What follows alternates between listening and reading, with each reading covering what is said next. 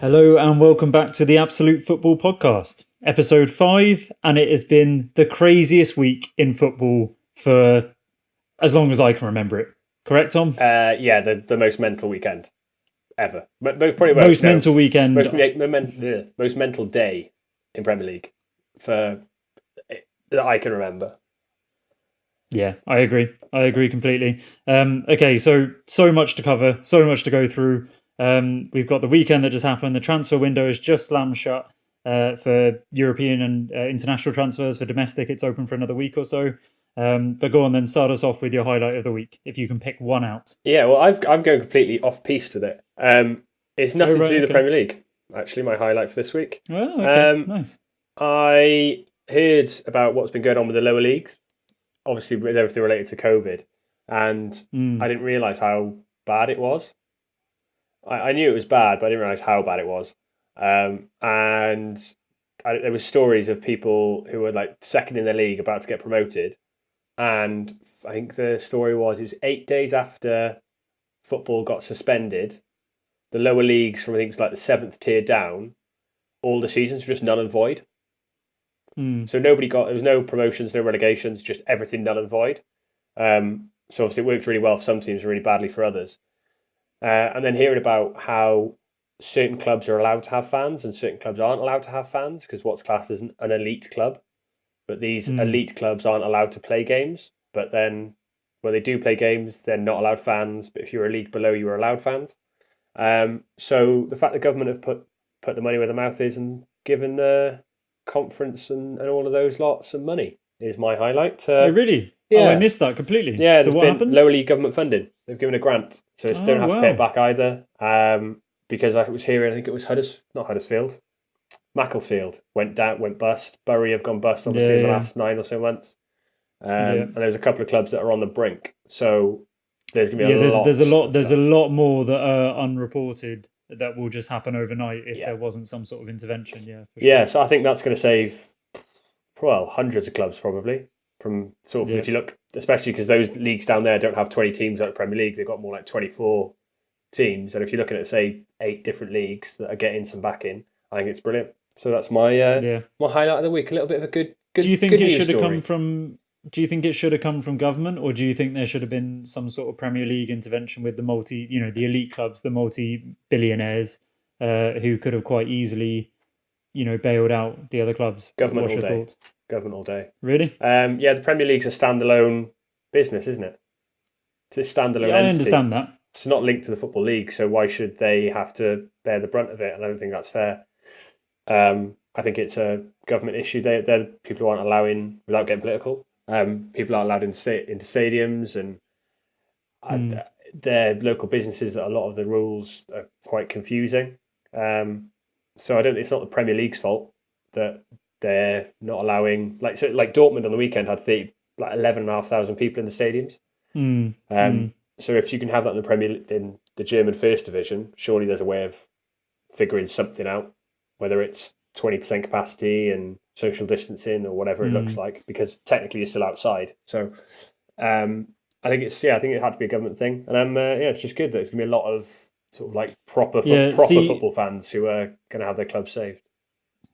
Yeah, I mean, I don't disagree that the outcome, whoever did the input of the injection of the financials, the outcome is the main thing to focus on. The fact that the clubs will still be there, which is the best news out there. I do think personally that I have to disagree. I do think that the Premier League, although it's not their fault and it's not their responsibility to sort it out, it is a community football at the end of the day, and I do think they are the ones who are the multi-billionaires, the owners in particular, who could have quite easily banded together to, real show a sign of solidarity that I think sometimes football always gets a bit of a bad reputation, particularly with the money involved. I think it would have been really nice to maybe have a different side of it come out. But I do agree. I don't really care about how it happened as long as it's happened. Yeah, I think if clubs aren't going to go bust. Yeah, maybe if there is a stage where, for whatever reason, if the things do get worse over the winter, that the Premier League then do step in and make a voluntary contribution, I think that would make sense.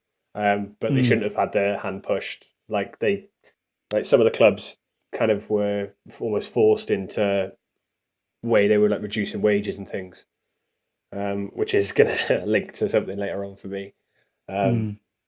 So yeah, no, I think it's good news, and I think there probably will be more money put in by the Premier League, in some way or Yeah. another. Whether it'll be, um, say clubs in say Manchester United and Manchester City putting money together to help, say like Stockport and Shrewsbury, or like Yeah, clubs yeah, in the yeah. local area. That's what I sort of thought would be, like for example, Arsenal putting in money to, for Barnet or Boreham Wood or that sort of stuff. Yeah, yeah, So I thought that would have been good.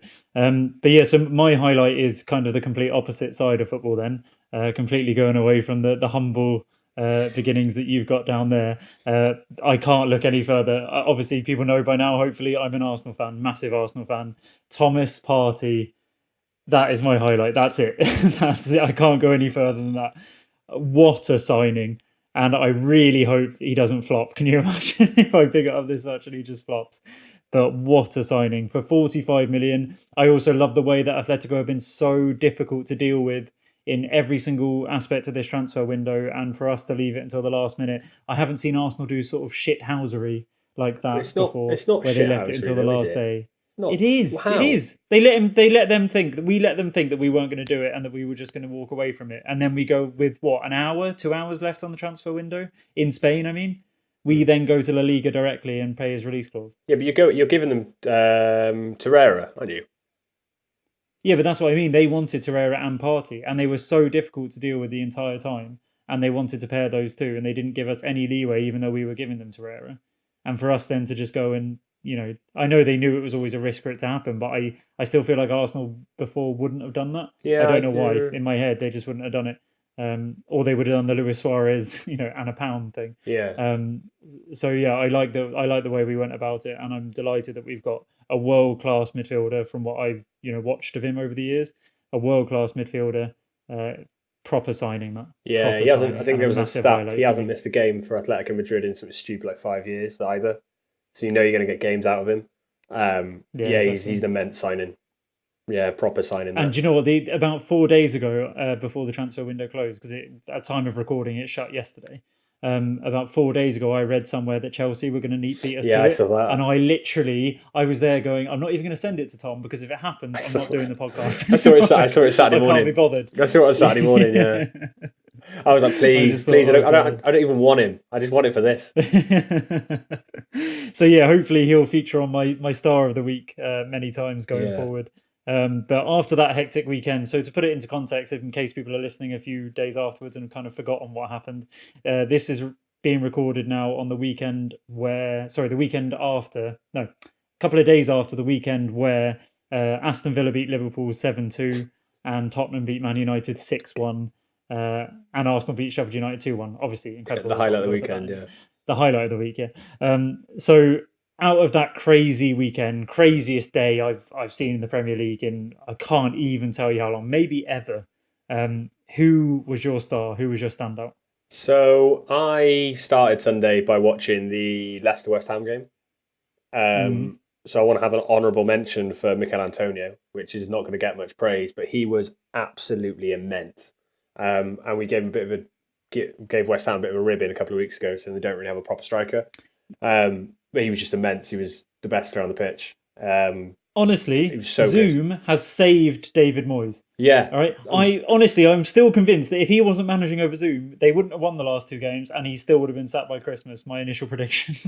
yeah, he was just so good, Mikel Antonio, and not just Mikel Antonio, but West Ham as a whole were just so much better than Leicester. Mm. Jamie Vardy had one kick. He had the least touches of any player, including the keepers, over the game, which says a lot. And scuffed a finish right at the end, and then should have had an assist that was caught offside. And then was he your captain in fantasy football? Yeah, I Yeah. changed. You know who I took captaincy off to put it on Vardy? I Salah. took it off Kane. Oh I man, know. I can't believe it. I'm so I annoyed. had a worse Anyway. one. I had a worse one. I had What Son, did and they you said do? Son was going to be injured, so I subbed him out for Salah. But at least Salah got 2 goals. So. But yeah, Uh, off topic. But yeah, West Ham were really good. So I think that would have been like one of the shocks of the weekend if it wasn't for everything else that if. went on. If it was a Yeah. normal weekend, but my star of the week has to be. It's a toss up. I've gone Jack Grealish. I've gone Me Grealish. too. It's different gravy, isn't it? Really. Oh my god! Hang on, who was your other one? Because I had two in my head. I was just thinking Ollie Watkins, just because he came from the Championship, first player to score a hat trick against Liverpool. So basically, I had actually three. I had Grealish, Watkins, and Barkley. I Yeah, thought Barkley was immense, like immense. yeah, He bullied Liverpool into the ground, bullied them. They had yeah, no chance, no answer for him. For him, Watkins and Grealish, it was unbelievable. yeah. I could not believe what I was watching. I was sitting there laughing. Just Yeah, as it went, you just couldn't help. honestly laughing. Yeah, unbelievable. Mainly at Adrian, but Yeah, and that's the thing. It's part of it. You do want to give it, but it's the press, wasn't it? It was the press. They outpressed Liverpool, which is yeah, just but and unbelievable. also, I've got to say it. I'm not saying Aston Villa didn't deserve to win. I have never seen so many little nicks and flicks end up in the back of the goal. Yeah, there's a Every lot of single time it deflections took a and deflection, it just went in. And I'm not saying they didn't deserve it because they did. But what was it? Four deflected goals in one game. I yeah. don't think So it was I've ever Grealish's. seen that. It was Barkley's a deflection as well. Yeah, Yeah, Barclays was massive yeah, deflection. It leaked huge. right And up over then there was a Adrian. couple of stinkers from Adrian as well. He could have had. There could have been. Don't get me wrong. That's what I mean. There could have been another three very legitimate non-deflected goals that easily went in because Adrian's positioning was horrendous. Oh, Villa awful. could have easily scored 10 goals. Yeah, easily, Easily scored 10 goals. And That's the Jack thing. Grealish, honestly, was that's one of the best individual performances I've ever seen in the Premier Yeah, League. that was. And I know that's not we always used to talk exaggerating. about it. Was it Jack Wilshere against Barcelona? Alex Oxlade-Chamberlain against Bayern Munich was one, and then Oh this no, one, against AC Milan. AC Milan was it? Oxlade Chamberlain. Um, Yeah. and this was I think this is better than all of them. And the fact that team Well, he's the other playing two are in the against, Champions League, obviously, but yeah, this one is one of the best teams I think that probably have ever been in the Premier League. yeah, top And the three. way he tore them apart, it was What is he doing at so Villa? impressive. What is he doing at Villa? I don't know. I don't know. I have no idea. I know they're second in the I league, just but let's be honest, that's not going to last. So what is? they've invested well. They've invested well, and I wouldn't be surprised if they have a very good season. They've had a good But I window, agree. yeah, He but should be playing elite. yeah, Elite but club. and on Yeah. the flip side of that, then obviously Jack Grealish did really well, but and we said about Barkley played amazing, going forward and back as well. Defensively, they got a lot of credit going forward, but like I said, Yeah. they just bullied him off the park. Mm-hmm. Joe Gomez looked weak, Adrian looked poor, and all of those reasons were Joe because of the Gomez press. looked awful. Yeah, but that was because Yeah. of the press, which you've got to give credit to the manager, then, haven't you? That was Oh, a for sure. tactical masterclass because he's just gone right. What are they good at? They bully teams by the press. So right, let's go pound for pound. We believe we've got the skill. It wasn't even. It wasn't even just the press. The like when they even were playing out from the back. The great signing of them is Martinez, and I was chatting to my mate who's an Aston Villa fan because his distribution is better than Leno's. That's why I wanted him to stay at Arsenal. His handling is better than Leno's, and he is so comfortable keeping the ball until the last split second Yeah, before then releasing it, and that's how they beat the press. And then when they beat the press, John McGinn's passing was crisp. He just smashed it into the path of the players. That last one for Grealish's, I think it might have been the seventh goal, yeah, where he beats two players, just pings it out straight past Alexander Arnold. Adrian was in no man's land the whole game, let's be honest, yeah. but still, it Stinker. was just so impressive. I couldn't believe what I was watching. And particularly when it had just followed straight after the Tottenham Man United game, I just couldn't get over it. Yeah, which I think is a bit frustrating. So on that then, so my stinker's Ollie. Yeah, my stinker was Liverpool and Ollie. Yeah, so Yeah, we've done mine's Liverpool. more Ollie than Ollie. anything else because you can't. Like, I just don't. It's similar to what you were saying before. Is they started the game quite well, I think. Until the sending off, they were looking all right, but they were looking okay because we were talking about at the start of the season that all their tactics seems to be is give it to the really good players, Yeah, and overload the box and give it to the really good players and hope something happens. And when they were down to 10 and they couldn't overload the box, it was shocking. Just awful. How you haven't. There's a famous one where Skulls talks about, I think they're 3-0 down or 3-1 down, and they go in at half time 3-1 down. It's not the Tottenham one where they then go on and win 5-3. And they go, right, that's it. We're not conceding another goal. It's 3-1. We're not conceding another goal. So, and then they're fighting to keep it 3-1 because then it's a moral victory. And you've got Pogba walking around the place. You've got Fernandes not really doing anything. The space that the Aurier had was just acres of space. Luke Shaw was barely there. The defending was all over the place. You've got Eric Bailly got praised a bit, but I thought he was at fault for the first two. Tom, honestly, I can't even understand how you're being that calm about it all, right? So yeah, just to go through it all, right? So first of all, VAR, right? What the fuck are you doing? All right. Yeah. Sorry to swear. I just can't take it anymore. Okay. Martial has responded to Lamella literally punching him in the face. Yeah. Right. You send both of them off. You leave it, or you give them both. My opinion, give them both a yellow card and go, "What the hell are you doing? Grow up and get on with the game." Right. Okay. Yeah. I've got to come back first. Martial has barely touched him. He's barely touched him. Right. But anyway, after that, okay. As a manager, and I'm going to go through it in order then. So I've gone VAR annoyed with, right? But let's get that out of the way. Can I come back on that one first whilst we're on it? Yeah, go on. So I think emotionally, I agree with you. And if I was a United fan, I'd completely agree with you. But Lamella got booked for it, didn't he? I think Lamella got booked. I thought he didn't. Oh, did he? I think he got booked. I'll check now. But I'm pretty sure he got booked, which is fair enough because his arm started on the chest, if you look at it. So he starts on the chest and then rides up. So it's a yellow card because it hits him here and then it bounces up into his face because and let's be honest, you can always play this game, he's not looking. So he elbows here and it rides up into his chin for Martial. So you can argue that's a yellow card because he's not looking and it's ambiguous because it's sort of in this area around his neck and chest and chin. Martial just goes around and slaps him square on the chin, which he doesn't slap him. He does. No, he hits him. Doesn't slap him. He goes across him and he slaps him on not hard, admittedly. Like I said, that doesn't hurt. It doesn't hurt, but that's not the point. The principle is you can't. A hand cannot strike somebody's face, even if it's like how many times do you see like a little slap and somebody falls down and it's a red card because the rule is you cannot with your hands touch somebody else's face. Whether it's a stroke, a punch, intent, and all that rubbish, you get penalties as well. So he has struck him in the face. It doesn't matter how hard it was. He has struck him in the face, and Lamella has played up to it and gone to ground to play that it really hurt. So, to the letter of the law, I can see why they've gone round that way. I could completely agree. I think you should just keep both on the pitch. Both yellow. Give them both yellow for playing up and grow up and get on with it. Exactly. That's what right? Common sense would say that. But letter of the law, the ref probably made the right decision, unfortunately. I still disagree because I think letter of the law, Lamella hit him in the face. I don't care if he didn't mean to or whatever. He struck his arm out and it hit him in the face. Yeah, intent's the big one though. Intent's the big one because there was a lot of penalties. Do you remember a couple of years ago where people were getting penalties for intent? If it's an aggressive challenge and somebody jumps over it, it's still a penalty. It doesn't matter if you just stood there and then get clattered by it. The tackle's still there. Just because I've had the wherewithal to get out of the way, it's still foul play.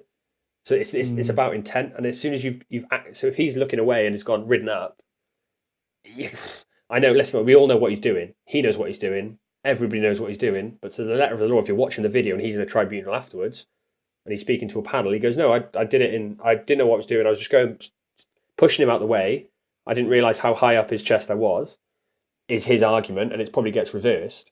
Whereas Martial has gone straight for his face. There's no way you can look at that video and not say he's gone to just hit him in the face straight away. I understand what you're saying. I can't agree with it. I can't. It's not common sense. It's not common sense, but handball rule again, isn't it? It's not. It's exactly. It's all over the place.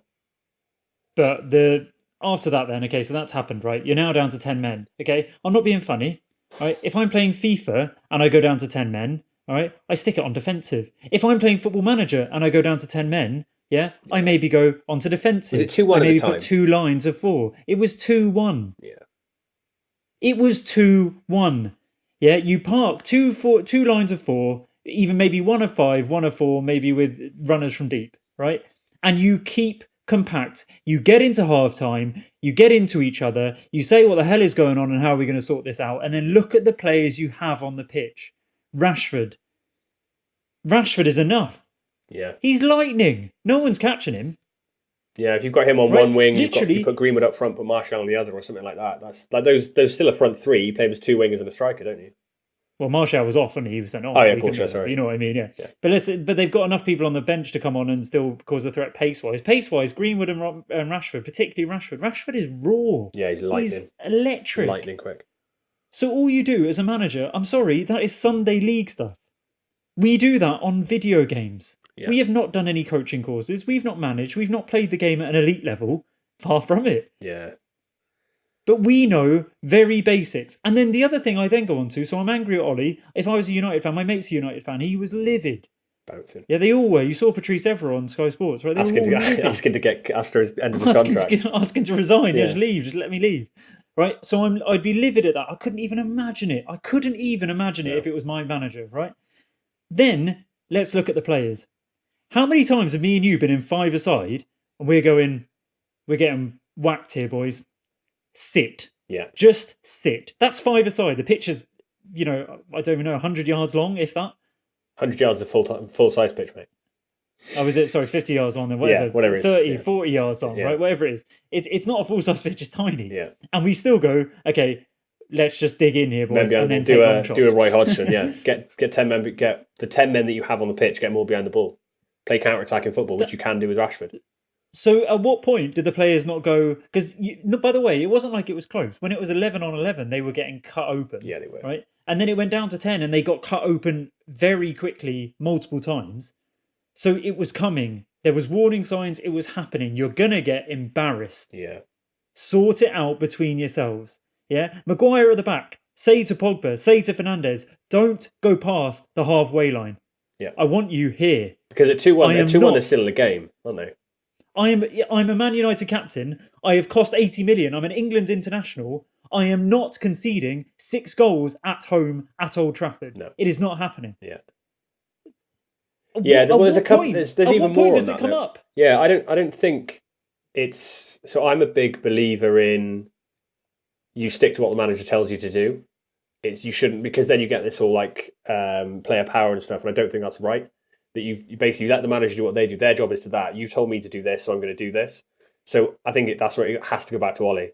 Imagine that's a Fergie team. The whole thing happens differently. And I'm just looking at it again now. So they go down to 10 men at 30 minutes. There's 2 things that happen straight away. Normally, somebody gets a red card, you're right, we need to change the system, there's going to be a sub. Whatever's going on, there has to be some kind of system change, because we've set up this with, assume we're going to have 10 outfield players. Your striker goes, the way they play, that midfield 3 then doesn't look right, because you're not going to be going as forward. So Pogba Fernandes probably has to come off for Van der Beek, maybe. Something a little bit more reserved, or McTominay.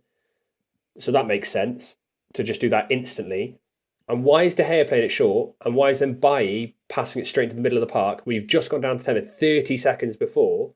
Okay, you're now 3-1 down, then make the sub. No, they carry on getting carved up with a stupid shape, concede a 4th, still don't make a change, and he waits until half-time and then makes 2 subs. The damage is done then.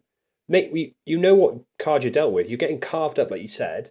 Defence is a shambles. Take Pogba or Fernandes off, and bring in Fred or McTominay, something in the middle just to give you a bit more security, and just tell, right, Bailly and Maguire, don't leave the centre. If somebody's out, if somebody passes Luke Shaw, whatever, cover, but you don't leave that 18-yard line box. You don't leave anywhere that. You've covered that. Whoever's playing in the middle can drop in as a back 3 then when we haven't got the ball. Whatever it looks like, just shut up shop at 2-1 down. You're still in the game. And like you said, with Rashford or Greenwood still on the pitch, there's always going to be a goal threat.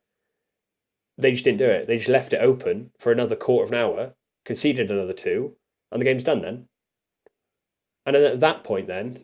This is what I don't understand. It is literally video game stuff.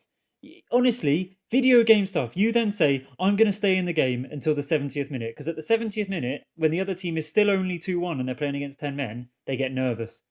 Yeah, all of a sudden you start nicking corners, you start nicking set pieces, you can start, like you said, don't play it short, pump it long. Just keep pumping it long. And then win your second balls. Once it's in the middle of the park, you're not reducing the number of men that you're playing against. Yeah. It's the same. Yeah, and I think it's frustrating that they're kind of getting away with it a bit because of what happened to Liverpool. That it seems to have been brushed under the carpet a little bit. There's not as much noise around it as there definitely should be. I mean, because Liverpool, you can give them a game off, I think. you can let them off because it's right. Banana skin, never going to happen again. We're probably arguably top 2, 3 sides in the whole of Europe. It might happen every now and again, whatever. So that shouldn't really get the headlines. The headlines should be, okay, that's fine, amazing Villa, well played, great, but it's an off day for Liverpool. They're going to be back. They've been in incredible form over the last 4 years. But United, it's just consistent.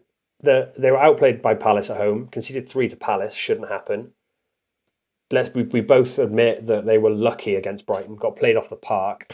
They hit the post or the bar 5 times in the game, and now again this, where people are gonna say it's down to the red card, but it wasn't. They were getting carved apart for that. Tom, it wasn't. This is the thing. It was going to be 4-5-6-1 anyway. It was. I'm sorry, it was. Yeah, it was. They're just so leaky at the back, which I think is got to be system, and because they're not. We said at the start of the season they're not a million miles away. I don't think from personnel wise, they've got 2 good keepers. Now they've got a good left back in Alex Telles. It's a great signing. You look at it, and where would you really improve that first 11 now? Oh, Tom, let's just get this straight. Squad. That squad is far better than Arsenal's squad. Yeah. Man for man. It is far better than.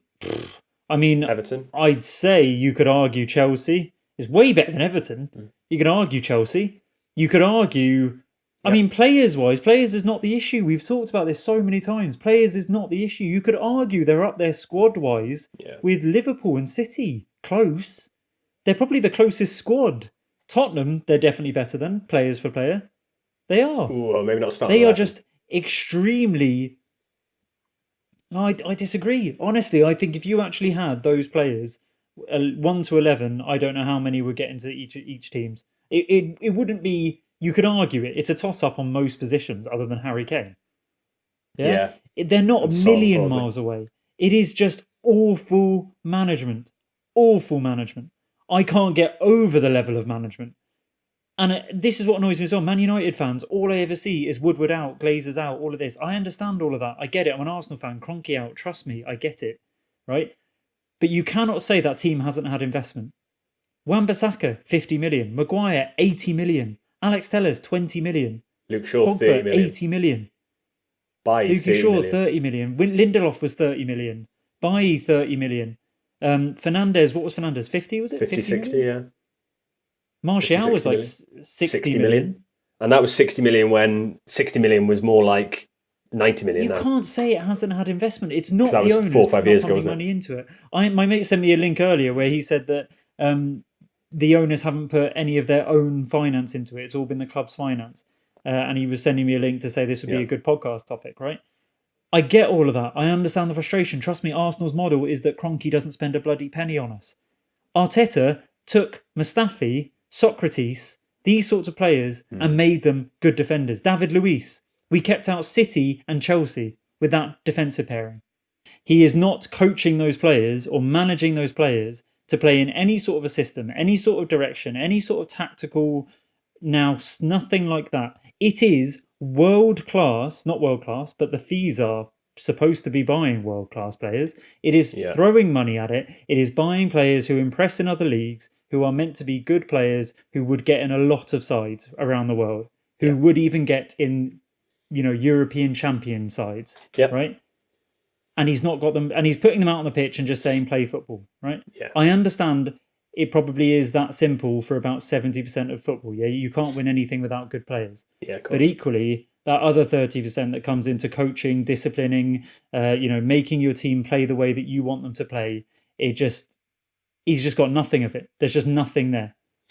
No, I just can't see where it carries on. It's got to be at some point. There's got to be a cut-off point where it's just no longer good enough.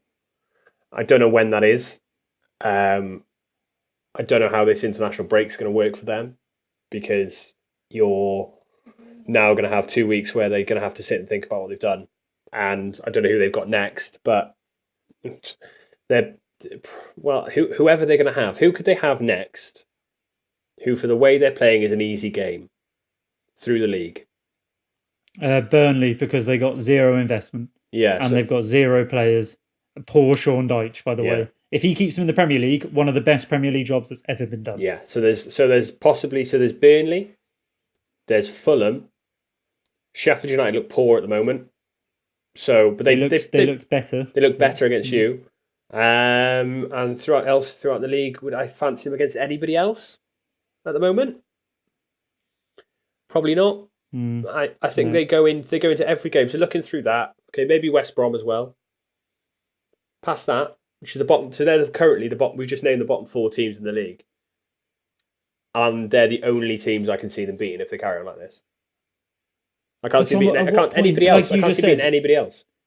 But like you just said, at what point is it no longer good enough? How long has he been there? Honestly, I actually need an answer to the question. Is it 4 years? Right, think about it. But on paper, thinking about the 2 teams who we both at the start of the season had them first and second. They finished first and second the last 2 years. They're miles ahead of everybody else. So in theory, there's 18 teams fighting to get third, and United did get there last year. Over 38, I know you say they had an easy run in at the end, but over a 38-game season, they were technically the 3rd best team in the league. Over 38 games. You can't argue that. So he technically did possibly the best job he could have done last season. He got them to Europa League semi-final. He got them to an FA Cup semi-final. He got them 3rd in the league. You look at that on paper as results, which it's a results-based game. He didn't do a bad job last year. And the whole thing was that he looked pretty good going forward towards the end of last year. They kept a couple of clean sheets. There was free scoring. It was like, okay, completely different team. So I don't know what's gone on. Has he lost the dressing room? As people caught up to what they weren't doing? But 38 games last year, they did finish 3rd. So there's something. No, I know. But you know my thoughts are on that, and I won't get into it again. But I just think that the COVID happening to them is the reason they were able to come back and do anything. Right? COVID happened to the world, right? Yeah. And I know it sounds ridiculous to say that, but honestly, without it, I think they wouldn't. I think they would have been top 6. I think they would have been 5th or 6th. Nothing else. Right? Yeah, but that affected everybody, didn't it? I know. I get all of that. I do. Right, but I don't. Anyway, I just think he's. I don't see Ole Gunnar Solskjaer doing anything to take Man United back to that elite level. No chance. But I don't think they want. That's not what they want, though. I don't think that's what they want. It can't be. If you look at their signings that they made now, so we're past deadline day. Alex Telles came in last minute. Good left backs statistically, but Portuguese league, same league that Lindelof came from. So, what standard is he really playing at? You don't know. Then they've brought... Saying that though, Bruno Fernandes came from there as well. Yeah, but again, Havertz has scored more outfield goals than Bruno Fernandes since Bruno Fernandes joined United. So that says something. That's crazy. Yeah, ridiculous stats, isn't it? So there's that. And admittedly, Fernandes does look very good. He does look very good. I can't argue that. Like he should. If I know Rashford's attempt on the weekend was offside, but that was a really good pass that could have been. That's not his fault that Rashford was offside and hit the post. So that could have been an assist. So you got a lot of assists, not just penalties. But yeah, so you don't really know what you're going to get with somebody from the Portuguese league. Same as the Dutch league, you don't really know because it's that sort of second tier. You don't really know what you're going to get. Same as France, really. You don't know what you're going to get with when you buy a player from France. And then they've got their 9th choice winger, the guy they bought from Atalanta. I know he's a good player and he's got potential and all that, but he's 18. When you're comparing that to, and they're going to pay 45 million for him or something. And all the other crap they bought through. Why not? I just don't understand why I bought Sancho. I know he doesn't fix everything, but they're going for budget options. Similar to what City have done. They've gone for the 3rd choice centre-back. Obviously, you don't know the deals of what's going on, but it just seems weird. It just seems so strange that they didn't go, right, let's buy the best young player in the world, which is what he is. We've got the money. We're Manchester United. Why not do it? So that's when I do kind of think it's above his head. But like you said, each player they have in that team, on average, cost 50 million outside of Greenwood and Rashford. Yes, and let's be honest, what are Greenwood and Rashford worth? Yeah. Oh yeah. Yeah. So they're elite players. It's not a case that Man United have got a squad and a first 11 and even a first 18 full of players that wouldn't make it into the other top 4 sides. That's nonsense. No, that's nonsense. I think each one of them could be a toss-up in any of them. I genuinely think Fred would probably start for Man City now.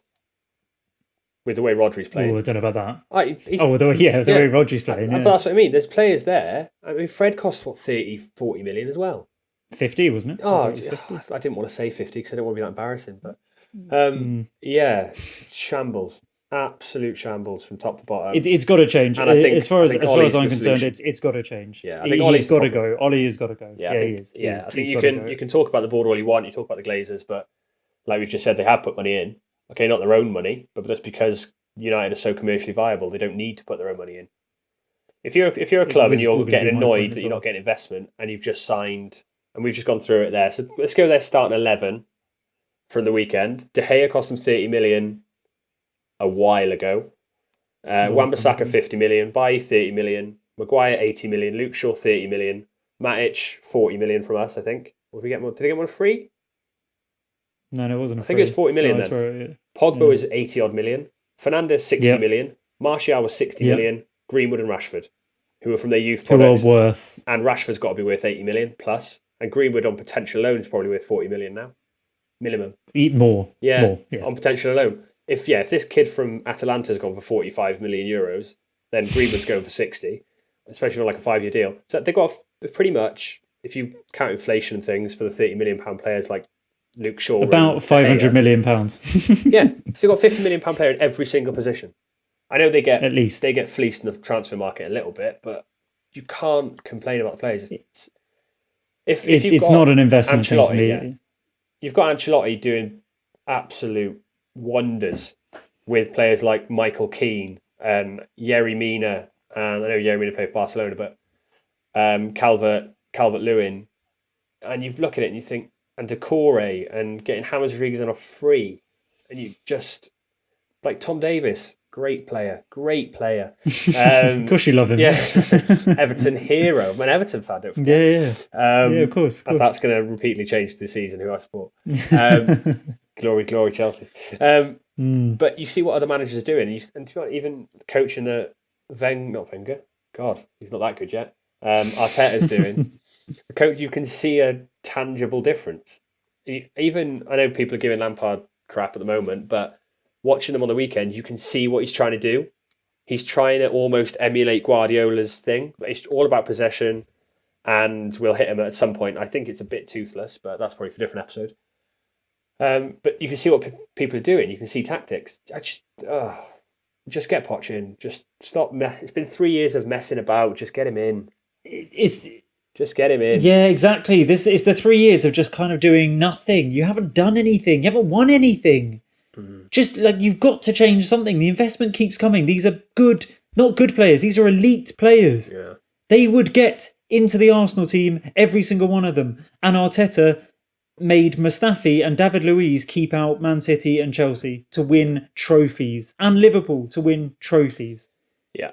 In 6 months. It's got to change. It's just got to change. It cannot carry on. Yeah. It's the coach. And it's like I said to you about Unai Emery. You can do whatever you want as a manager, whatever your style of play is. If you go and stamp your authority on it and you say, this is my way of playing, fans will give you time. Yeah, and they will 100%. go, we understand what you're trying to do. If you make signings and they start to go wrong, then it kind of goes a little bit away. And that's kind of what happened with Brendan Rodgers at Liverpool. Yeah. He came in, he changed the way they played football. They very nearly won the league. It was going amazingly. Every single signing he made started to flop. Every single one. And all of a sudden, then it just slowly drifted into, okay, we're not really achieving what we want to here. Refresh it again. United, it's not like they've ever achieved anything. They haven't even come close to winning the league. They haven't come close to winning a domestic cup. They haven't got a great style of football. They're making signings every single window. World-class signings. Massive signings. Yeah. It's got to change. Yeah, I think the problem is that they've got... At the moment, Ollie does, when he's in that meeting room with Ed Woodward, he does have things that he can fall back on. The reason I didn't give the FA Cup as much effort as maybe we should have, and the reason Chelsea battered us, we'd gone on our longest unbeaten run in since Fergie, 16 games or whatever it was, and we were resting them then for the Europa League because we were going to go for the Europa League. Okay, and then there's one game that's thrown him off course. You can see the excuses, and he's getting away with it. And but I think this has got to be way. But they're not. People need to stop saying that. People need to stop saying that because that's what people said for Liverpool for 20 years. As Liverpool, they won the league eventually. You can wait 20 years. It doesn't matter. Nobody cares that they're Man United. They haven't won a league in 8 years. It's going to go 10 years at least before they win another league. You can't rely on the fact that, we're so and so, because there's other teams who are better than you. It doesn't matter. It doesn't matter. You got the biggest stadium and you get them bringing the most money.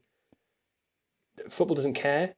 No, but that's the point. That's the point. You're right. There's so many other teams that are better than them. Yeah. So Ollie has to go. Yeah, there's no way that you can say then that the team is not getting investment, regardless of how much, like you said, the money isn't going to come in from the owners because you're making so much bloody money as Manchester United. The value's gone up. The value when they bought it, it was worth $1 billion. It's now worth $4 billion. Right. So why would they put their own money in? There's no need to. Yeah. There's no need to inject that cash. You've got the cash. You've got the players. You go and sign whoever you want. Your manager is coaching an awful football team. Yeah. Brighton's manager completely outdid you. Crystal Palace's manager outdid you. Yeah. Tottenham's manager, who used to be your manager, outdid you. Yeah, that's another thing I was going to put on my positives for this week is how good Mourinho looked. Like we're talking about has football left him behind.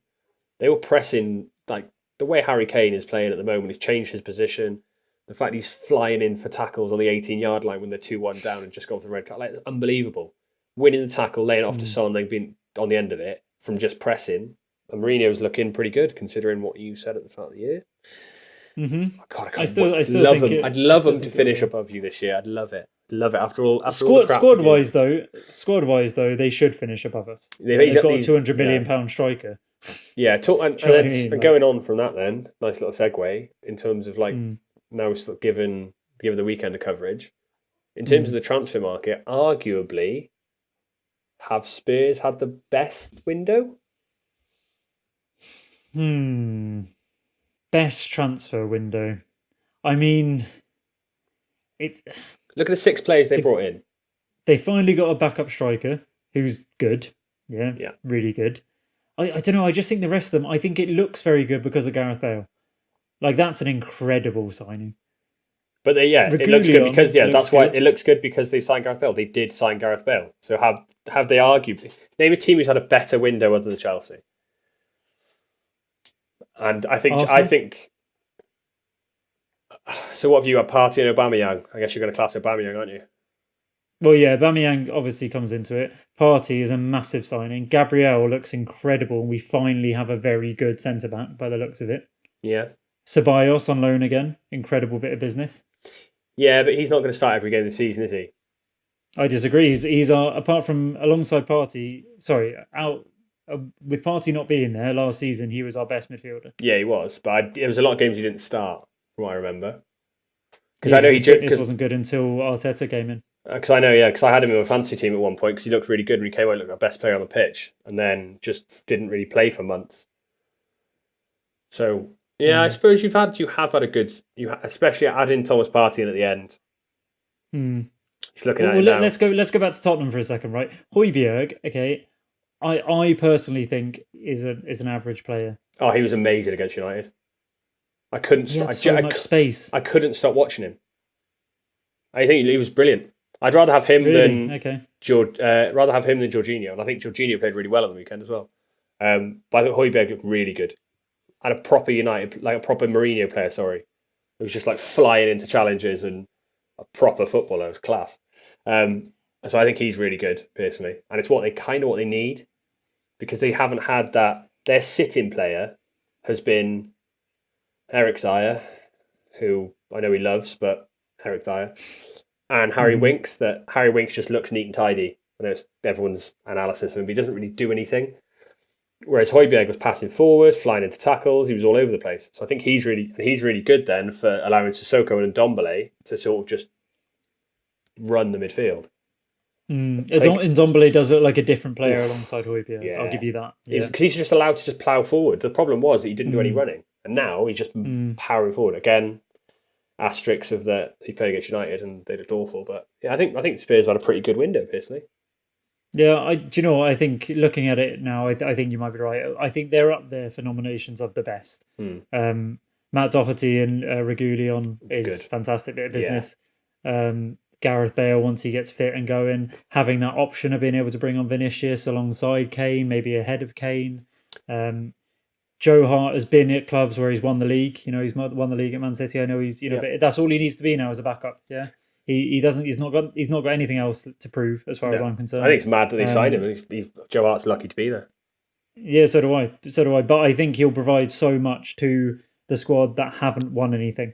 He has won things, consistently over a long period of time. Yeah, him and Bale will do the same thing. Him and Bale, yeah. And Regulion, I think he's sort of in that culture of being at Madrid, where he came through at Madrid, where the expectation is that you don't just go out and play football, you go out and win. Yeah, well, he's been at Seville for last year as well. They made a cup final. Yeah, and Højbjerg obviously. Did they win? Did Seville win it last year? They won the Europa League, didn't they? Yeah, I'm pretty sure they did. Yeah, they did. Yeah, so he won the Europa League last year, so he's won a trophy in the last 12 months. Højbjerg at Bayern Munich has won the league consistently for a good few years. I forgot about that. Yeah. Yeah, so I think you're right. They've had a very good window, and they are looking far more dangerous than in our first episode where I predicted them to look this season. I really thought Mourinho was going to flop it. I really did. So this is so good. We've got video evidence of all of our awful opinions. Oh, stop! I can't stand it. I can't stand it. But yeah, so they've had a very good one. I think Arsenal, like we said, have had an incredible window as far as I'm concerned. Looking at it. I cannot believe we haven't signed Auer though.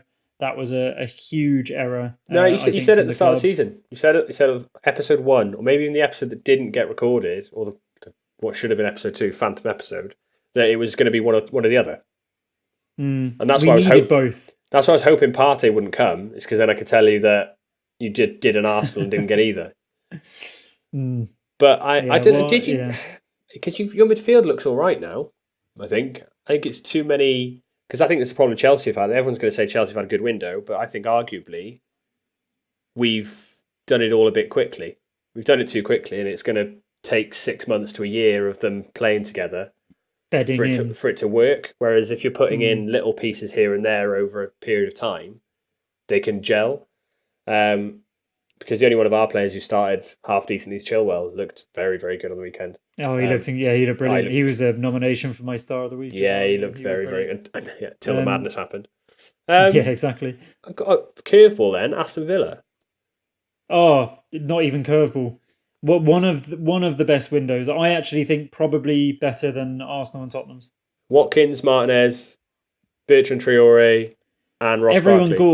Everyone gawked at Watkins, right? But everyone knows what the Championship is like these days. It's like did Ben Rama stay at Brentford? He didn't move, did he? That was going to be. Well, no, that still could happen. Did you see that goal? Could still happen, actually. Did you see that goal? Oh my god, yeah, incredible. With a nutmeg. But this is the thing. So that could still happen because there's another 11 days of domestic transfers, right? Jesus Christ! Everyone's going off 30 million for a Brentford player. Honestly, watch someone pay 30 million from Ben Rama and watch him be linked with massive clubs in a few years, right? Yeah, he's not Adel Taarabt either. He's not Adel Taarabt not at all. Not at all. And Matty Cash, right? Incredible signing for Villa from Forest. Exactly what they needed in that area. They looked so, toothless in that sort of attacking positions from fullback. They just had nothing there. Matt Target has got fantastic delivery, right? We know that. Yeah. But the other side, they had what's his name? It's like Gilbier or something, the French guy. Who he's a good defender, but he's a right back / centre back. And whenever you have one of those, they're not attacking. Yeah. No, it doesn't really work, right? So that's a great signing because Matty Cash just goes up and down all day long. Martinez, I still want to be Arsenal's number one. Right now, I would have him in over Leno. So that's an incredible signing. It's permanent as well. Permanent, yeah, 20 million. And everyone's going on 20 million for every penny. With every penny. Every penny, that, right? Bertrand Traore always impressed me at Chelsea. I remember me and you having a conversation about him when he came through Chelsea at like 17 or something. Yeah, did a job at Lyon as well for a while. Did a job at Lyon. I think a great signing again. And the best, possibly the best of the lot, Ross Barkley. I can't believe he's at Villa. I cannot believe he's not at Arsenal. Because this was what I said to you when you said, did Arsenal need both, Auer and Partey? We've got no creativity. None in the midfield. Right? Yeah. Ozil, everyone's like, Ozil come back in. Ozil come back. I love Ozil. You know how much I love Ozil. Yeah, For what Arteta is trying to do, Ozil is a bystander and he cannot come into that team. It just doesn't work. Ross Barkley works hard, dynamic, creative, scruff of the neck kind of player. Yeah, picks the game up by the scruff of the neck and bullies. I know he doesn't do it consistently or hasn't shown that he's done it consistently. And that's why he's at Villa. We gave him 2.5 years and he didn't do it consistently. There's a reason it's the same thing. There's a reason that a club who's fighting for top four let him go to a team who's at the start of the season, obviously ignoring what happened on Sunday, it should be fighting relegation, isn't it? It's their aim is survival first and foremost. There's a reason Ross Barkley's gone to a team like that, and there is a reason that he's not linked with, say, Spurs, as an example. There is a reason. I wouldn't be surprised after this season if it happens, if he leaves. Yeah, but if he has a good year, then brilliant. We get 30-40 million for him. We only paid 10. No, that's true. That is true. Then let's be honest. Villa's best signing, we sort of talked about it earlier, best signing of the whole window, like Arsenal, in my opinion, best signing of the whole window is Aubameyang. Villa's is Grealish. Oh, yeah. Can't believe it happened. No. That came out of nowhere. And he said it himself. I literally only decided this morning to sign and I've just done it. And do you know what? There's been a lot recently of...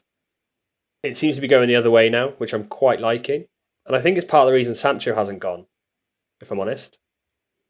Because you've got Hazard's gone and been awful, let's be honest. Been a complete waste of time at Madrid. The whole Coutinho situation, Sanchez leaving Arsenal. You've got all these players who grass always looks greener and they flop. Whereas you now think about it, you think Aubameyang's gone. I know we had the conversation before. He's gone, well, I stay and I'm a legend here. Like you said, it's the best signing is he the best players in the Emirates? He's now is. He's now going to go down in the Arsenal Hall of Fame because he's got another 3 years there where you'll maybe win another FA Cup. If you qualify for the Champions League, it'll be a great season. Even if it's next year, I think it's still a result because of where you're probably expected to finish. And then you've got it with who else am I thinking of dead. So then Jack Grealish has done it as well. He's gone, what's the point going to United? I could earn the same money here. It's Vardy did it as well, didn't he? Vardy decided, right, I'm gonna. Well, he wanted to go to Arsenal, but he ended up staying. And now look at him. Imagine what could have happened if Vardy had gone to Arsenal and they'd have made him play as like a back to goal possession. Yeah, or they'd have played him out wide just because he's quick. Could have ruined his career. Now look at him. He's a Premier League legend. Aubameyang the same. Grealish has probably looked at that and gone, I'm still fairly young. I'm at my dream club. Why not try and build something here and be an Alan Shearer style? Like give him the keys to Birmingham. What's the point in leaving? Because he goes to United and look, it's an absolute shambles. Well, funny enough, actually, when I was saying that, and it's a similar player who I think should have done the same thing, and I know it necessarily wasn't his fault, but when we put out the podcast and I said Aubameyang was Arsenal's first Emirates era legend, I had a very angry Welsh fan get in touch with me and tell me that Aaron Ramsey had to be an Emirates era legend. And to be fair, initially there's another one, prime example. But this is what I mean. So same thing. He probably should have signed the deal where he was loved. Eventually, I know we had a sort of weird relationship with the Arsenal fans because we just wanted him to be what he was. You know, what we saw in flashes, we wanted it to be consistently. So yeah, but if he'd have done the same thing, we kind of got to a point where we just loved Ramsey. Everyone did. Yeah. And if he'd have done the same thing, he could have been, he would be our captain now. That's the thing. I like that goal. That goal, was it against Galatasaray? Oh, the left-footed one. Yeah. About 40 yards. Yeah, incredible. Half volley. But it wasn't even that. It was just his attitude, the way he spoke about the club, the way he presented himself. We just, he was Arsenal through and through, we wasn't fell in love with it. He was Arsenal through and through. And so, it became that thing that if he'd have signed a new deal, and I know it wasn't necessarily his fault, the deal was taken away from him by Emery, which I can't even get into that. But anyway, when I say tore the life and soul out of the club, I can't, you don't have to look any further than taking away Aaron Ramsey from Arsenal Football Club. Yeah. So yeah, similar sort of thing. So I think you're right. I think Grealish has probably thought that. He's not that young. I mean, is he coming up to 26? No, 24? Yeah. He's deceptively young. He got his first... pretty sure. Yeah, he got his first Prem start when they went down the first time. He was really young, as in like 21. So he's only just turned 25. Oh right, okay. So he was 20. He was 24 at the start of the season, though. When he signed the deal, he was 24. Right. Okay. Well, this is what I mean. Yeah, you're probably thinking, he plays well for another season or two. Even just this season. After that performance, that's a performance that will make Liverpool big clubs, stand up and take note. Like you say, the Liverpools, the Man Uniteds, the Man Cities, the Chelseas, the Arsenals, the Tottenhams. Man City will be great. Even looking abroad, Man City. honestly, he looked. That was a breakout performance. It really was. So yeah, I think Aston Villa probably, actually, in my opinion, better than Arsenal, better than Tottenham in terms of leveling up a club. They have every single one of their signings has leveled them up as a club. Yeah, that's a fair point. So Yeah, I yeah, think Arsenal you've sort of bought at your level. I think yeah, that's it's safe to none say. that. And with Tottenham, the only one that you kind of go bloody hell is Gareth Bale. The rest of them, you go, yeah, they've made a step up in their career, and they are players that are making the club make a little bit of a step up, or they're kind of keeping them at that level, but have potential to go to it. They're more Mourinho's players, whereas Aston Villa have signed players that you go, wow, they can actually a lot of those players that they've signed could have got in top six. Fair enough. Yeah, yeah, I agree with that. So Agree with that. That's really fair good enough. window. I think in terms of the worst window nominations, I Burnley. mean, mine is Burnley. Yeah. Have you seen their signings? Right, I've got the list in front of me. So for anybody who doesn't have it, here you go. So we've got Will Norris, Mark Richter, Who? Will Rickard, Marcel Elva Florentine, Connor Barrett. Oh, hang on. These are scholarship players. Let's talk about first team players. The first team players just go are through. Will Ishmael Norris and Diallo, Dale Stevens. Dale Stevens, yeah. Dale Stevens is That's the only it. real one. And they've got somebody Yeah. from Angers on loan. So Dale Stevens. That's it, really. Dale Stevens, who wasn't getting a game for Brighton. No, he wasn't. What is Sean Dyche going to do? Um, Bear in mind, domestic transfers can still take place. They might lose Tarkowski. That would be Burnley's only saving grace, and it wouldn't surprise me, by the way, because Burnley do seem to go for homegrown players, so they can still have a blinding window just from homegrown players, right? Yeah, from domestic transfers. That wouldn't surprise me at all. They haven't even, looking through it now, they haven't even sold anybody for money either.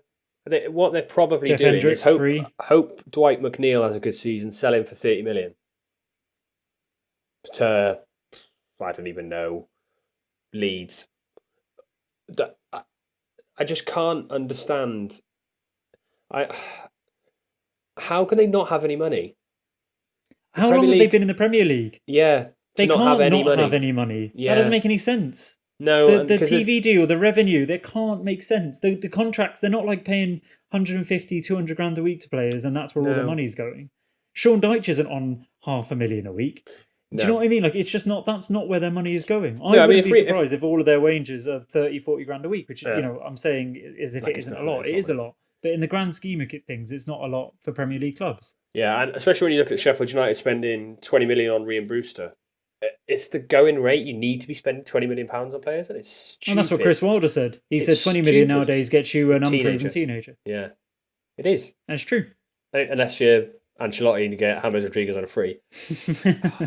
Can that just be that's got to be the highlight of the whole window, isn't it? It's just ridiculous business. Well, it might be the signing of the season. It's ridiculous business. Ridiculous business. But you just got to think, honestly, if he keeps them in the Premier League now, and I don't know how, because every season he does it, so there's going to be some point where it kicks into gear. But you just think, if he does it this season more than any other season, if he keeps them in the Premier League with the amount of investment around them, the lack of investment they've had, the players they've then lost. I know they don't seem like big players, but Joe Hart, Aaron Lennon, and Jeff Hendrick, all on free transfers, they've lost. Joe Hart's their third choice keeper, so let's not. Sorry, yeah. So Aaron Lennon and Jeff Hendrick. Jeff Hendrick was starting 11 every single time. Yeah. Aaron Lennon came in and played games and would often be the kind of last 20, 30. Yeah, exactly. So they've had the worst transfer window by far. Has to be. Yes.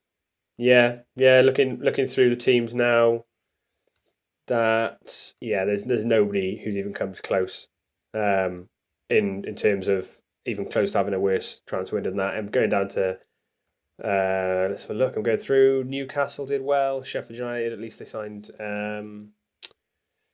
Brewster in the end, which is what we were crying out for.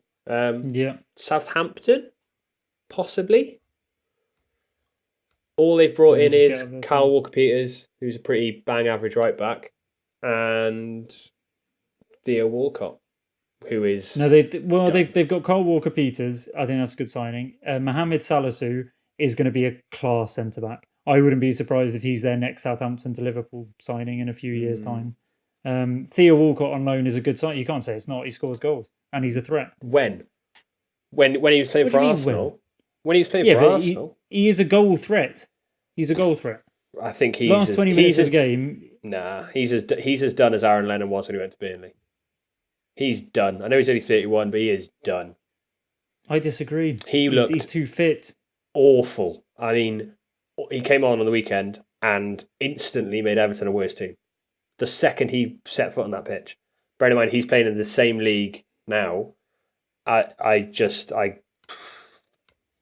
think you've got your Arsenal tinted glasses on here. Probably, yeah. You're calling it a goal threat. So in the last 4 years, he has scored 10 goals in 4 seasons. But he is scary when he comes on. So he's that's scary for the opposition. 11 goals. They have to take 11 goals in 85 85 games. Back. No, you don't though anymore. Yeah, but they have to take 5 yards back. He's scored 11 goals in 85 games. His end product's always been crap. He's not the player he was at Arsenal. That was 5 years ago now.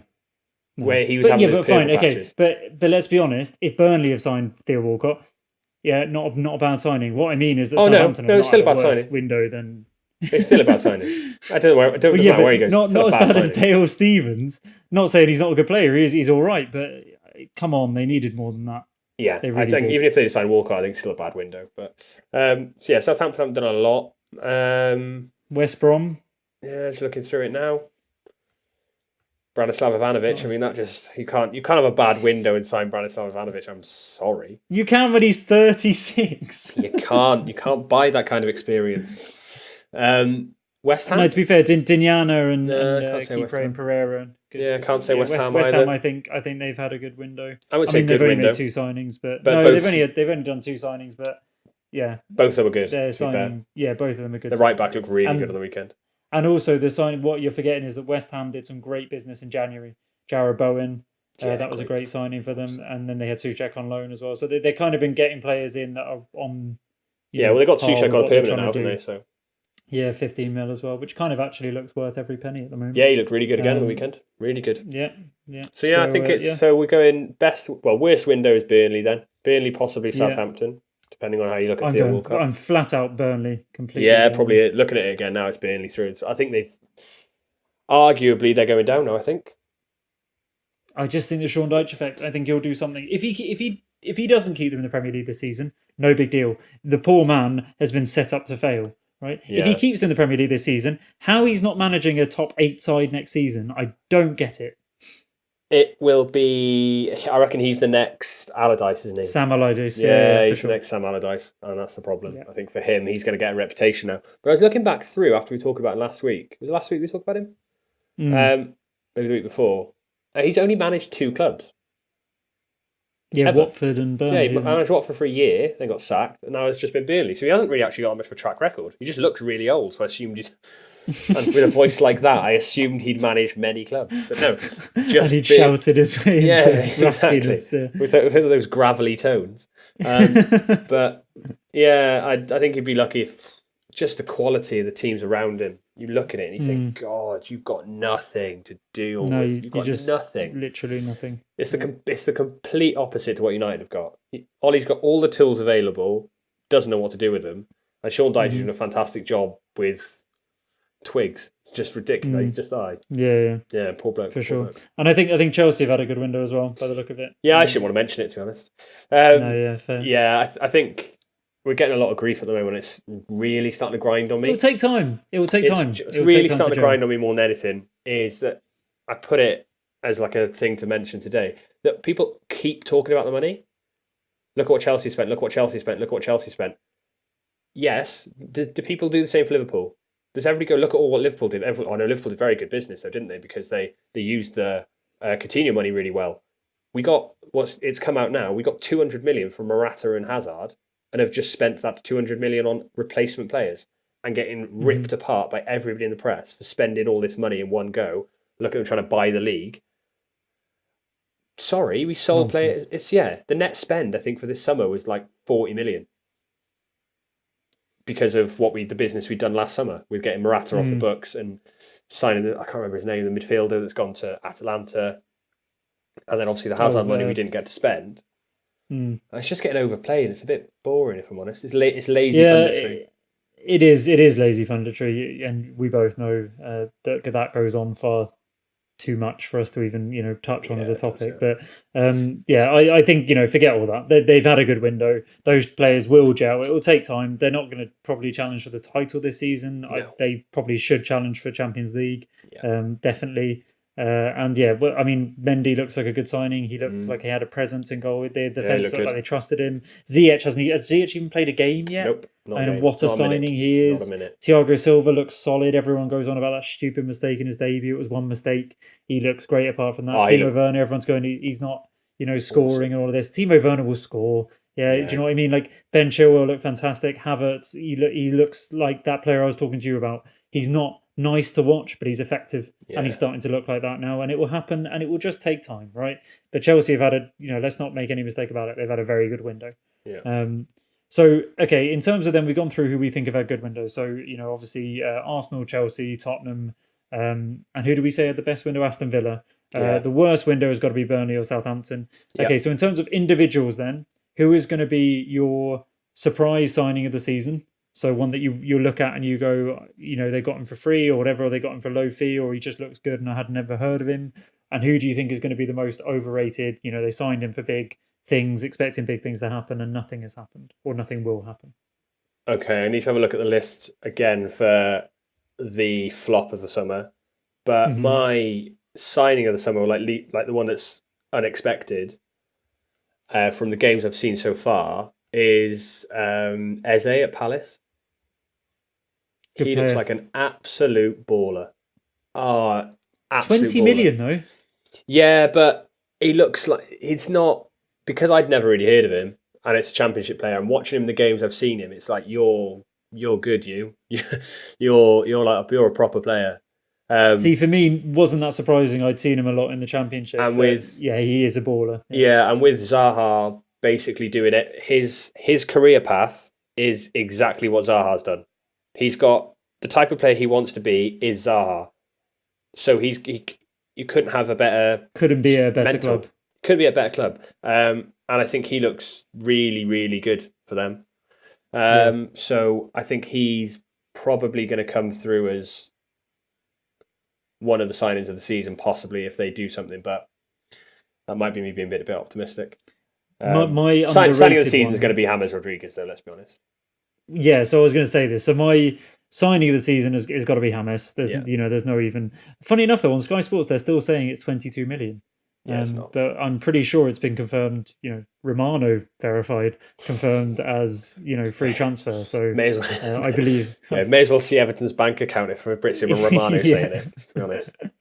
Exactly. So I believe him over Sky Sports. But there we Yeah, are. 100%. Says a lot. The one that I actually think is going to be underrated is again with Everton, and I'm gutted that we didn't sign him. I really wanted us to sign him. Was Ben Godfrey. Yeah. I think for 20 million, I know everyone's going 20 million Championship player. He got relegated when he came in. What is he? 21. Yeah. The way he plays football, his presence, his defending. AC Milan were after him.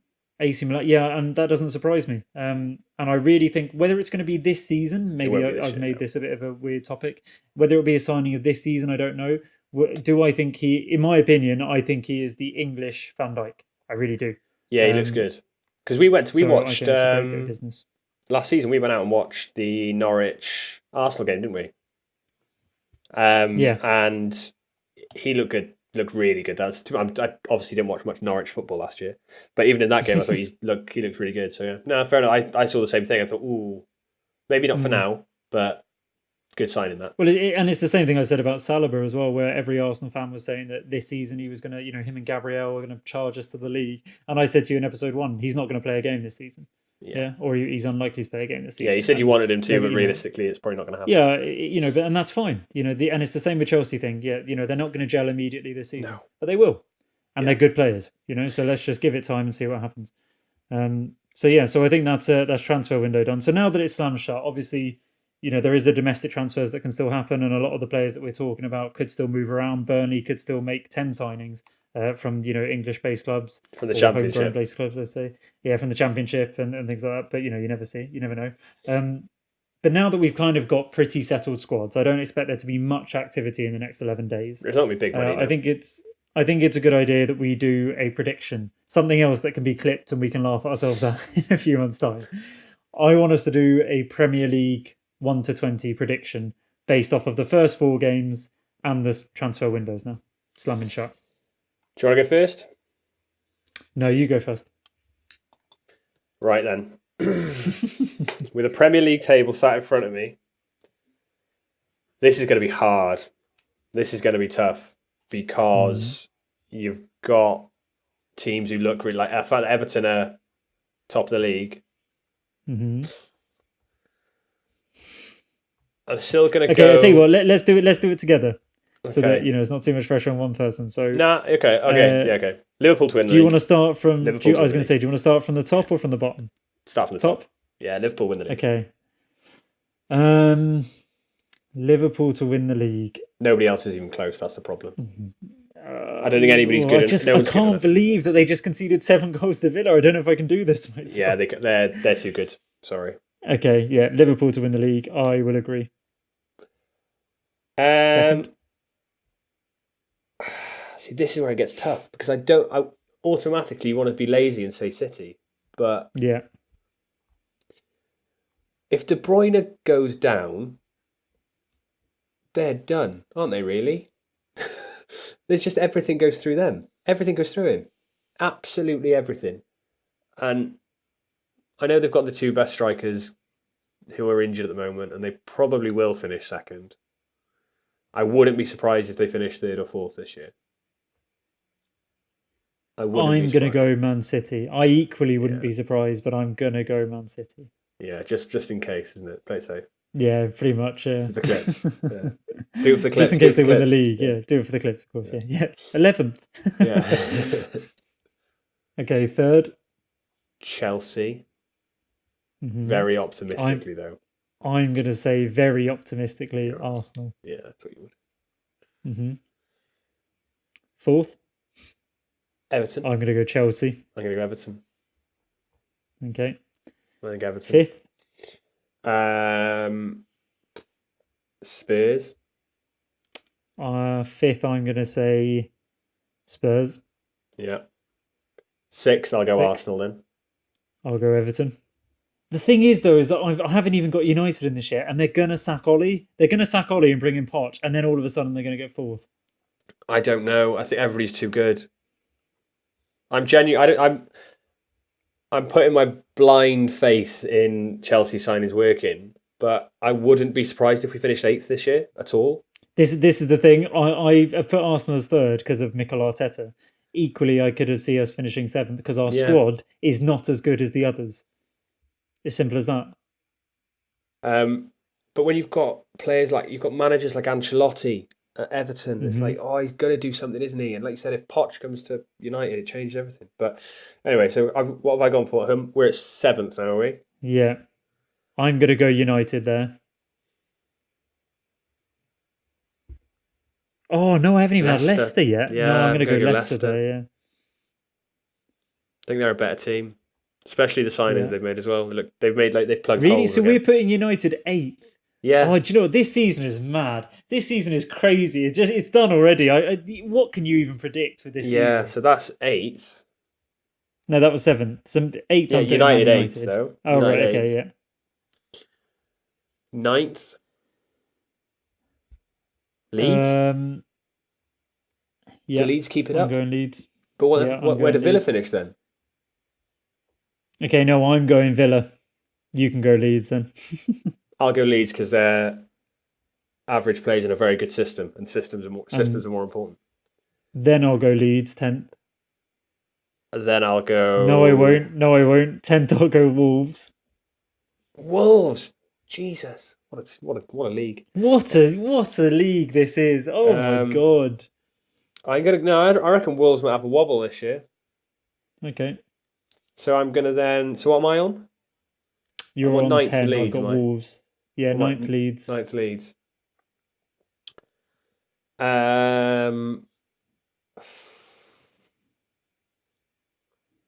10th might have to be Wolves then. Yeah, 10th will be Wolves then. Okay. 11th. See, now all I'm doing is going on defence. Who's gonna keep clean sheets? Mm-hmm. I'm gonna then go Newcastle. I'm gonna go. Oh, I'm gonna go Southampton, Okay. and you've gone Newcastle, yeah. Yeah. 12th, I'll go Villa. Christ, you haven't even got Villa yet. Yeah, I know. I will go 12th. I will go Newcastle. I think Villa might do something this season now. So my 13th now. Mm-hmm. Southampton. Yeah. I'm gonna go 13th. What's this so hard? I'm gonna go West Ham. Nah, never. As long as Dave, on the condition that David Moyes keeps Stays at managing home, over yeah, Zoom. as long as he stays at home. 14th, then, is it? Yeah.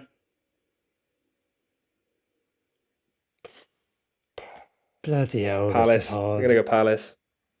Palace, yeah. They were hard to break I'm down. gonna The only go- reason they lost to us was because of one error. Once they concede one, they were screwed. Oh, I think Palace might finish higher than this. Well, And I all would the have teams put have got in front of 14th them. as So it's like well. 14th. I've got Palace. Yeah, I've got Palace as well, but I'm starting to think I should have put Palace 11th and then everything else one down. But anyway, we'll see. 11th Palace. That's wishful thinking. So 15th. I'm going to swap Newcastle and Palace. So now Newcastle are 14th on mine. Yeah, Palace are 12th. fair. Yeah, I can see that. Just will they score enough goals? Is the only thing, isn't it? If they keep Zaha, yeah. Yeah. 15th. I'm going Brighton. I think they'll do a Wigan. Start well. Well, you say They'll just play nice football. football. I think they'll play nice football, but Yeah. lose games. Then 15th. Then I will go for Sheffield United. I'm glad this previous episode didn't go out. Yeah. I think I had them like 8th. Yeah. Right, 16th, I'll go Sheffield United. 16th, I'll go Brighton. Okay. So last team staying up. I don't even know who I've got left. I know it's going down. Right, I'll go. Okay, so Fulham and West who's Brom- finishing? Who's Fulham finishing are rock bottom? Fulham have Okay. got rock bottom. Then West Brom.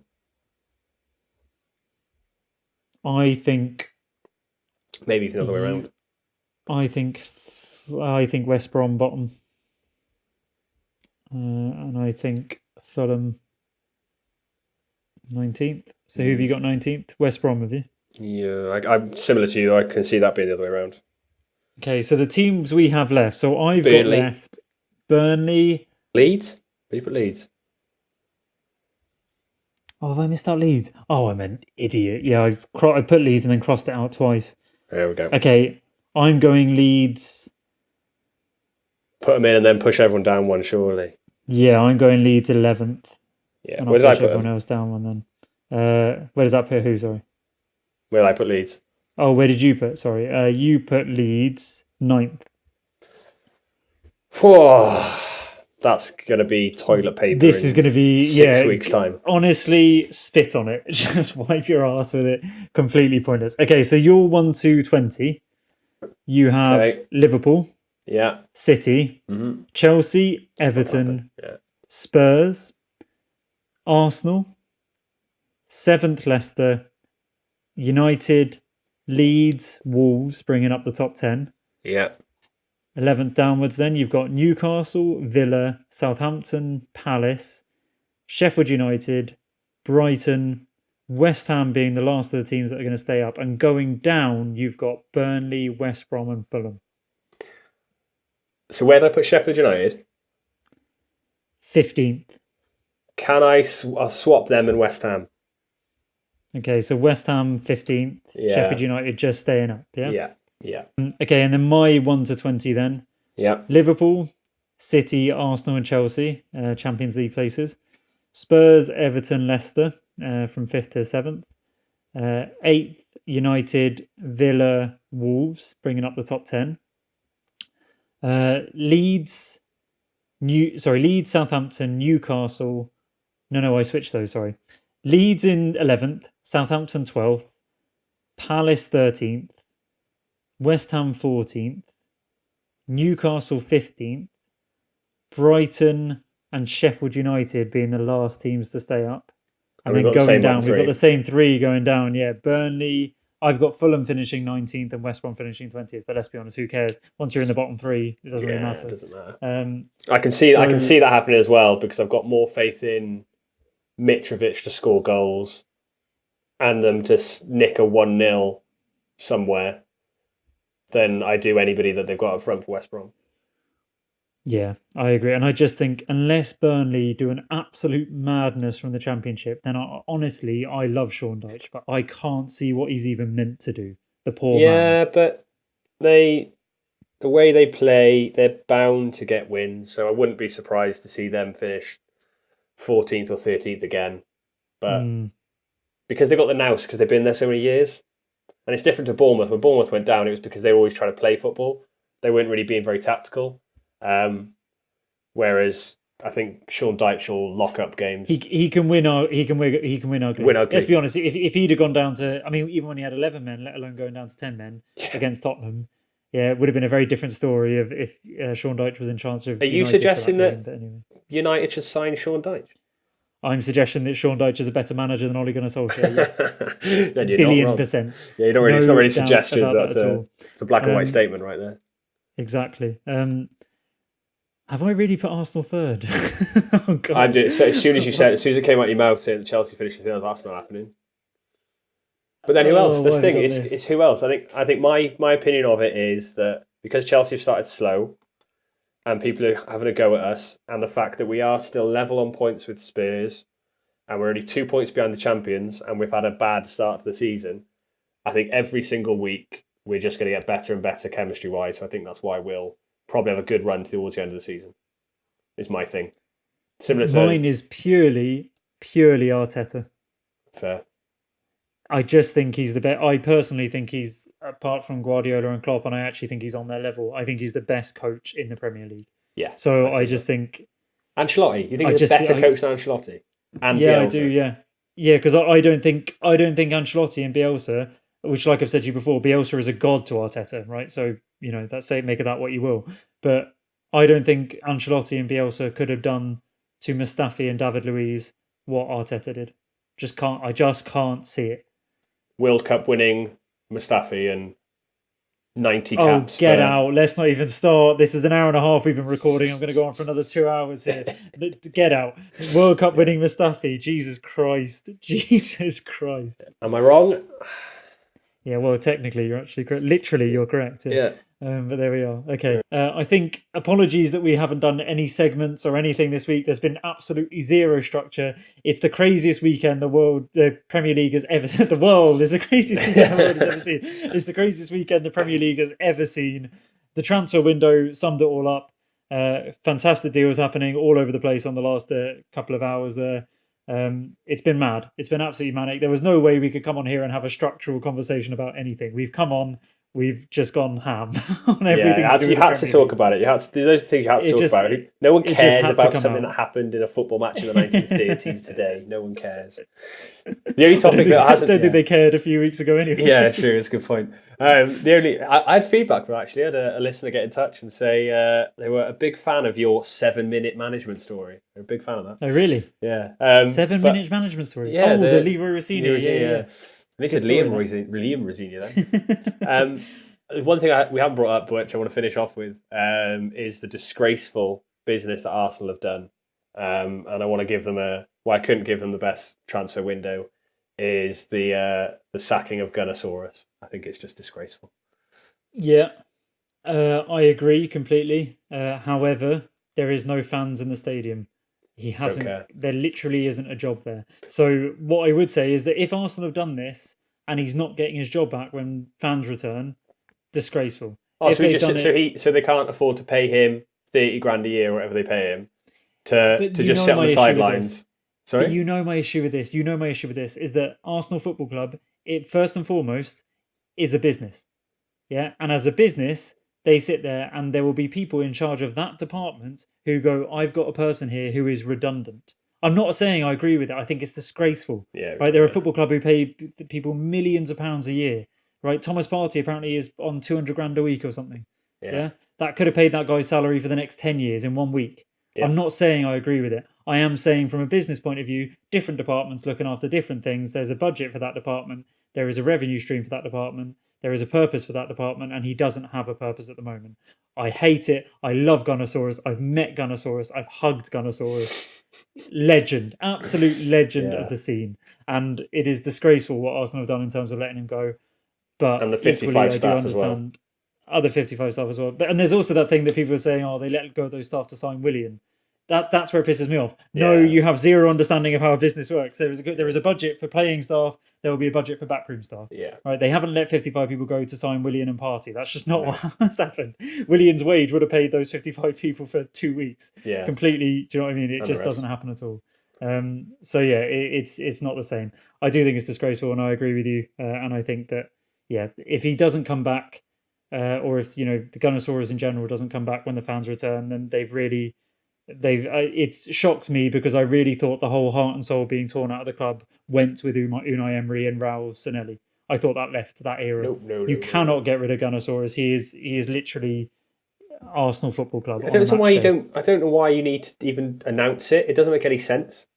The whole thing. Just obviously he's not in the stadium, so you don't need him at the moment. Just put it on ice and just say sorry. You don't need you at the moment. Quite clearly, it's not a full-time job, is it? Somebody must just do it on match day.